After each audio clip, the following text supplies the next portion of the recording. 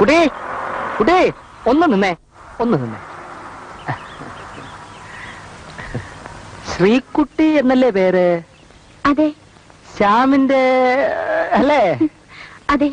നമ്മളാരാ മനസ്സിലായില്ല. ഞാൻ OP ഒളശ, ശ്യാമിന്റെ ഒരു അടുത്ത സുഹൃത്താ. ശ്രീകുട്ടിയെ പറ്റി ശ്യാം ധാരാളം എന്നോട് പറഞ്ഞിട്ടുണ്ട്.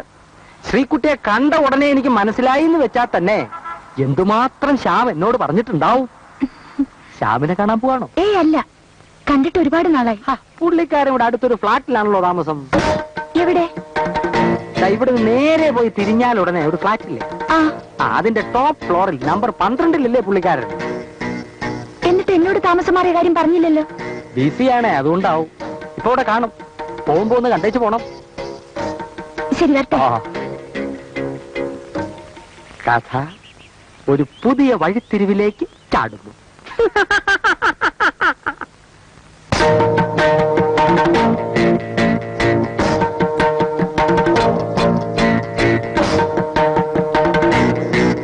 സത്യത്തിൽ ഇന്ദുവിനെ കണ്ടുമുട്ടിയില്ലായിരുന്നെങ്കിൽ ഒരുപക്ഷെ ഞാൻ കല്യാണമേ കഴിക്കില്ലായിരുന്നു.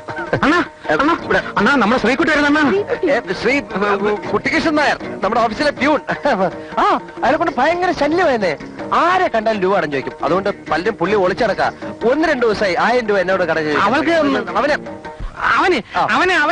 അവനോട് അഡ്രസ് കൊടുത്താരണ. എങ്ങനെയെങ്കിലും ഞാൻ ഒന്ന് ഒഴിച്ചു വിടാം, അല്ലെങ്കിൽ ഭയങ്കര ഉപദ്രവം. നീ വാ. ശ്രീകുട്ടിയോ? നല്ല ആളാ. വീട് മാറിയ വിവരം ഒന്ന് അറിയിക്കാനുള്ള സാമാന്യ മര്യാദ പോലും ഇല്ലാതായിപ്പോയോ? ചേട്ടൻ അറിയോ, ഞാൻ എത്ര ദിവസമായി എവിടെയെല്ലാം അന്വേഷിച്ചെന്നറിയോ?